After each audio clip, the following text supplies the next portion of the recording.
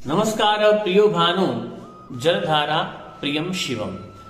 जैसे भगवान शंकर को जलधारा प्रिय है, वैसे ही भगवान सूर्य नारायण को नमस्कार प्रिय है। विनायक ज्योति से प्रकाश जोशी का आप सबको वंदन एवं जय श्री कृष्ण। बात करेंगे मकर संक्रांति पर्व और षठ तिला एकादशी के बारे में, जो एक ही दिन 2024 का पर्व हम मना रहे हैं।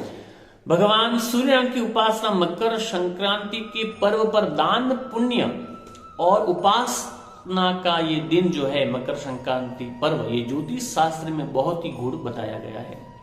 मकर संक्रांति के दिन भगवान सूर्य नारायण दोपहर को 3 बजे के बाद मकर राशि में प्रवेश करेंगे और पुण्य काल का समय भी 3 बजे के बाद रहेगा। साथ में षठ तिला एकादशी भी आ रही है।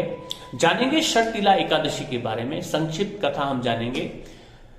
एक ब्राह्मणी थी और भगवान विष्णु की बहुत ही उपासना करती थी, भक्ति भाव में बहुत ही लीन रहती थी, लेकिन जीवन में धन धान्य और दान, अन्न का दान उन्होंने कभी दान नहीं किया, केवल भक्ति ही करती थी, दान कभी नहीं करती थी। भगवान विष्णु उसके ऊपर प्रसन्न होकर एक साधु का रूप, भिक्षु का रूप बनाकर ब्राह्मणी के द्वार पर आए और उस ब्राह्मणी ने एक मिट्टी का टुकड़ा दान में दे दिया। तो भगवान विष्णु सहज भाव से उस मिट्टी के टुकड़े को लेकर चले गए। समयांतर के बाद उस ब्राह्मणी की मृत्यु हुई और स्वाभाविक है भक्ति भाव से उसको स्वर्ग भी मिलता है, लेकिन वहां पर उसको एक बहुत बड़ा महल मिलता है। और जैसे ही ब्राह्मणी महल में प्रवेश करती है, महल खाली खाली रहता है, न वहां पर धन धान्य है, न अन्न है, न खाने पीने की कोई वस्तुएं वहां पर रखी हुई है।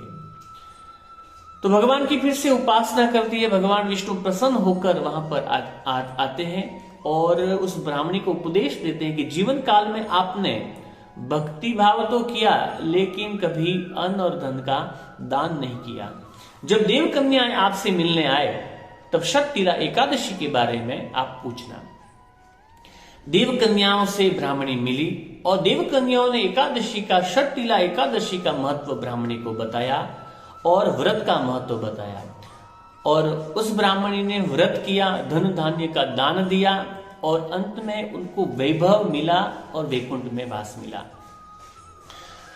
तो इस एकादशी से हमको सीख मिलती है कि जीवन में हम भक्ति भाव तो करते रहते हैं, लेकिन कभी अन्न और धन का दान नहीं देते। तो इस कथा से हमको सीख मिलती है कि भगवान की उपासना और हरि कीर्तन के साथ साथ अन्न का दान, धन का दान, वस्त्र का दान, ये दान का महत्व बहुत बड़ा बताया है। और मकर संक्रांति के पर्व तो दान पुण्य का बहुत ही महत्व ज्योतिष शास्त्र और पुराणों में बहुत ही ज्यादा बताया है। तो साथ में षठ तिला एकादशी भी है। सूर्य नारायण की उपासना करें और सूर्य नारायण को अर्घ्य प्रदान करें और साथ में षठ तिला एकादशी का व्रत भी करें। जय राधे, जय श्री कृष्ण।